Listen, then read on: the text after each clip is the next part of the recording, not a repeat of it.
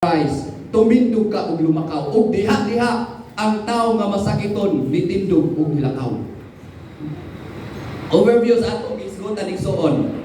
It's not all about talents. No, dili bud pasabot kay grabe ka talented.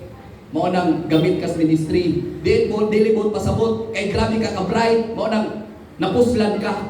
Usahay nakita ra nato ay kani nga mo leader, kana man ingon ani nga mo simbahan, kana man ingon ani ni kanindot ang simbahan, tungod di sa among elder.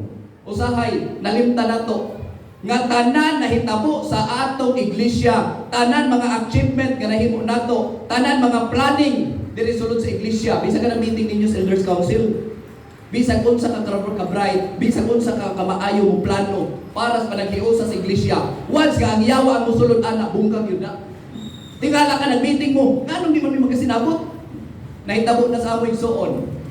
Last 2 years, ako ang presidente sa Elders Council. Maybe di mo muto, okay. Bata pa rin mo. Oh.